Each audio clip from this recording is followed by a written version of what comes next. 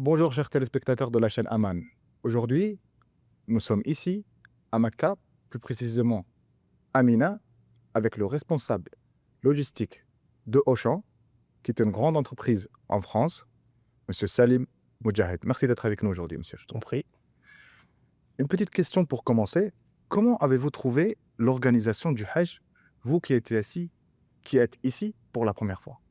Alors effectivement, moi, c'est la première fois que je viens. J'ai pas fait de ram enfin, j'avais pas fait de Ramadan avant. C'est la première fois que je fais le Hajj. Et c'est la première fois que vous venez en Arabie Saoudite? C'est la première fois que je vais en Arabie Saoudite. J'avais entendu beaucoup de choses sur le Hajj plus particulièrement. Mes parents qui l'ont fait, mes sœurs et cetera. Vos parents, ils l'ont fait...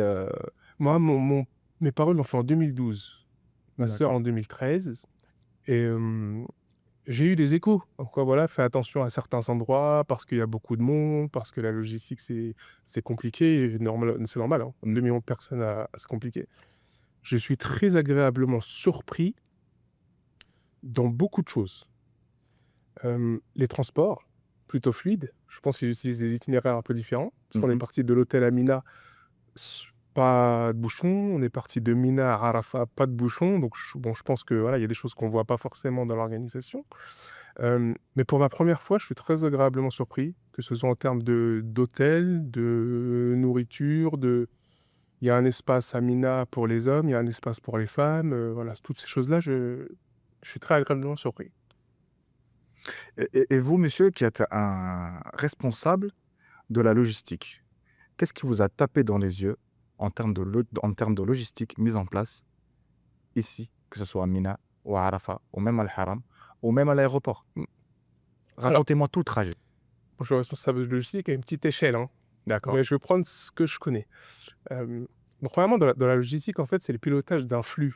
Là, on parle d'un flux humain. Hem, il y a des choses qu'on ne voit pas forcément. Moi, en tant que responsable logistique, il y a des choses que je vois. Quand je vois au Haram, par exemple, qu'ils barrent certaines routes pour faire passer le monde par là, après ils ouvrent d'autres routes pour faire passer le monde par là. Hem, donc c'est pour justement fluidifier un petit peu tout ça. La zone du haram en bas est réservée spécifiquement à ceux qui font la Umrah pour pas qu'il y ait trop de monde et ça c'est une bonne chose. Moi j'ai fait la Umrah, en bas, ça s'est plutôt très, très bien passé en termes de logistique. Ensuite je l'ai fait dans les étages, pareil, hein, ça s'est très, très bien passé. Là où je suis, surpris aussi si on prend par étapes, heu, de l'aéroport à l'hôtel, il y a eu un petit peu de bouchon mais sans plus. Hem, ensuite, quand on a fait notre Umrah, tout s'est bien déroulé. Il y a pas eu trop, trop de monde. Il fait pas très, très chaud, à part dans la rue à 14h, mais c'est normal. Oui. Mais sinon, il fait pas chaud. Tout est aéré, il y a de la climatisation partout. Ça, c'est quelque chose qui m'a surpris honnêtement. Moi, quand je suis parti au Haram pour la première fois, je me suis dit: «Ça va être dur de rester», mais on peut rester toute la journée. Parce que vous avez vu la météo. Parce que j'ai vu la météo, je me Ouais. suis dit: «Il va faire très, très chaud», mais on peut Ouais. rester toute la journée. On peut faire le tawaf toute la journée, parce qu'il fait très, très bon, il y a de l'eau Zemzem partout, ça c'est pour la première étape. La deuxième étape, ensuite, on est parti donc à Mina. Mina pareil, je suis très surpris parce que, c'est même, bon je veux pas dire le mot frustrant, mais en fait quand on entend des choses sur, c'est compliqué, il fait chaud et cetera, on s'attend en fait à avoir quelque chose, de se dire: «Bon, on se prépare pour ça». Moi je me suis préparé pour ça. Mmh. J'ai marché des heures et des heures sous le soleil parce que je me suis dit: «Voilà». Mais finalement, honnêtement, je veux pas dire que c'est un luxe, mais on est très, très bien. Il y a des tentes, il y a la climatisation, il y a les repas matin, midi, soir, il y a les boissons, il faut s'hydrater, il y a de l'eau, honnêtement, il y a tout ce qu'il faut. Donc le camp de Mina est plutôt pareil. En termes de logistique, c'est plutôt très bien. Là où j'ai trouvé le flux très, très bien géré et là où j'avais peur moi personnellement, c'est que mon histoire perso, c'est que mon père m'a dit: «Au Jamarat, fais attention». Mmh. Il m'a dit le pire endroit pour le Hajj, c'est lui ce qu'il a vécu à l'époque, hein. Mmh. Il m'a dit: «C'est le Jamarat. Parce que toi tu sors, eux ils rentrent et c'est là où c'est très, très compliqué». Mmh. Et je pense que ce flux-là, je sais pas il a été passé par qui, hein, Mmh. mais il y a plusieurs étages, il y a une entrée, il y a une sortie, justement pour pas que le flux se croise. Oui. Donc en fait, si on part en termes d'un point de vue logistique, le flux, il est très, très bien géré du début à la fin. De la route de Mina, parce qu'on y va à pied. Donc quand on y va à pied, il fait un peu chaud, mais il y a des tunnels après un moment qui sont aérés. Le long de la route, il y a de l'eau partout. Donc normalement, ça devrait très bien se passer. À l'intérieur des stèles, c'est climatisé. Il y a plusieurs étages, donc il y a moins de monde. Donc là, ce flux-là, il a été très, très bien géré. Honnêtement, et globalement, ça a été bien géré. Et après, pour moi, ça s'arrête là parce que j'ai pas fait encore le tawaf ifada. Mm. Inch'Allah, quand je vais le faire, je saurais dire. Mais globalement, je trouve que de ce que les échos que j'ai eus et la réalité sur le terrain, ouais, je suis surpris. Ouais. Ouais. Je suis surpris, mais agréablement. Donc, vous pensez qu'il y a eu une grande amélioration entre 2012 et 2013, là où votre famille a fait le Hajj, que ce soit vos parents ou votre sœur, et entre 2025. Ah oui, et même j'en suis sûr, parce qu'au moins on m'a parlé d'Arafat où il n'y avait pas de tente, qu'on était dehors, par exemple. Parce que j'ai mes parents, j'ai mes femmes, j'ai des amis aussi qui l'ont fait en 2008, 2007. Et ils m'ont dit, nous, par exemple, à l'époque, à Mina, il n'y avait pas de nourriture. Donc on était sous la tente, il fallait sortir de Mina. Et là où, en fait, on ne se rend pas compte, mais ça permet, en fait, d'être dans des bonnes conditions d'adoration. Parce qu'en fait, on est là pour ça. Oui. On ne perd pas notre temps à se dire, faut que je trouve de la nourriture, il faut que je fasse ci, il faut que je fasse ça. Donc en fait, ils mettent tous les moyens. Moi, ce que j'ai trouvé en fait de bien, c'est qu'ils mettent tous les moyens pour que le pèlerin puisse passer le maximum de temps en adoration et il ne se pose pas de questions sur comment faire sur certaines choses. Parce que pouvoir prendre des douches à Mina, moi, je ne savais pas que c'était possible, par exemple. Donc Tout est à côté de vous. Tout est à côté, en place. les douches, la nourriture, tout ce qu'il faut. Donc. Vous, en tant qu'homme marié, et vous êtes venu, selon mes informations, avec votre femme, avez-vous trouvé que l'organisation est positive ou peut-être négative, j'ai envie de avoir votre avis, pour un couple qui vient pour le Hajj? Alors nous, l'option qu'on a choisie, donc on est dans un hôtel, donc c'est des chambres de 4, donc 4 hommes, 4 femmes. Donc par contre, nos chambres sont en côte à côte. Donc on peut se voir au petit déjeuner, on peut se voir au dîner, on peut sortir ensemble. C'est ce qu'on a fait au Haram, par exemple. 4 hommes et 4 femmes. 4 hommes et 4 femmes. Chaque groupe dans une chambre. Chaque groupe dans une chambre. Il y a une chambre d'hommes et une chambre de femmes. Mais au Haram, par exemple, on sortait ensemble à Mecca. On est à 1 kilomètre du Haram, on est allé à pied ensemble. Voilà, on a tout fait ensemble.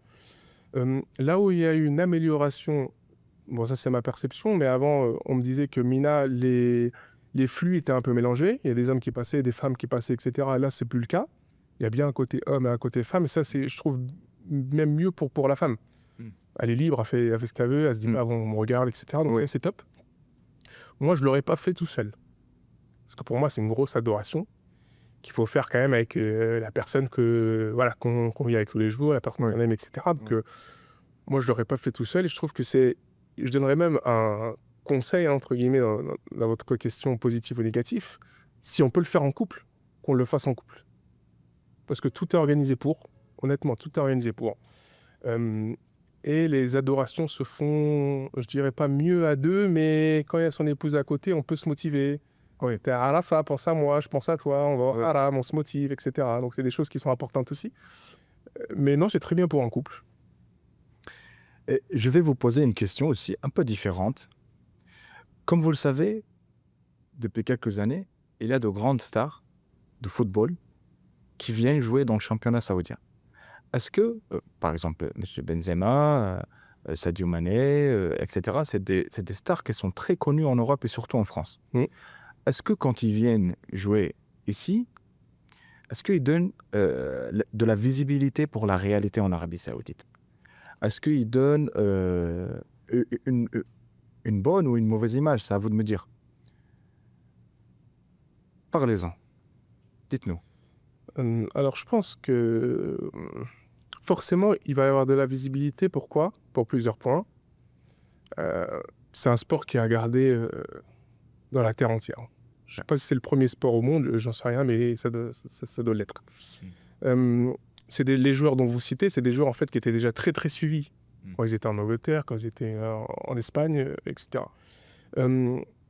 Et ils ont forcément, les gens qui les suivent, une jeunesse. Il y a beaucoup de jeunes en fait. Et moi, c'est pas forcément mon cas, mais j'ai quand même une vision de loin. Ils peuvent que donner une bonne image de l'Arabie. Parce que, hormis le foot, en fait, c'est pour moi le sport, c'est pour moi une vitrine, en fait. Et depuis qu'ils sont là, moi, de ce que j'ai vu de, par exemple, Benzema ou Sadio Mané, etc., il y a toujours des bons discours positifs qui disent que voilà, que le pays, je ne sais pas s'il est en train de changer ou si c'est bien ou si c'est mal, bon, ça, c'est pas à mon niveau, mais que le pays est accueillant, qu'on peut venir. Et moi, je le vis, hein. Moi, depuis que je suis là, le pays est très accueillant, que ce soit pour une femme, que ce soit pour un homme, pour tout le monde. Et je pense justement que le fait qu'il soit venu là, ça va permettre de faire montrer au monde entier, en fait, qu'on peut vivre en Arabie Saoudite, qu'on peut bien vivre, qu'il y a de la sécurité. Honnêtement, il y a de la sécurité partout. Des fois, on peut se dire même c'est un petit peu trop quand même. Parce que moi, mon badge, on me l'ont regardé beaucoup de fois. Euh, mais ouais, c'est une bonne... je trouve que c'est une bonne chose. Ils ont plutôt un discours positif de ce que moi j'entends. Je suis pas énormément de footballeurs. Maintenant, je suis algérien, pour info, donc je suis Riyad Mahrez, Oui. Benzema, et c'est plutôt quand même des bons discours. Quand on voit Benzema qui fait une Amra et qui dit je suis fier d'être venu ici parce que ça correspond aussi à mes valeurs. Ouais, c'est un message fort quand même. Donc, je pense que c'est une bonne chose, ouais, effectivement. Merci beaucoup d'être avec nous, monsieur, aujourd'hui. Je t'en Ça a prie. été un plaisir de vous accueillir. Merci, plaisir partagé. C'était Al-Biladi Ziad avec monsieur Salim Moudjahed de la chaîne Aman, Makka, Mina.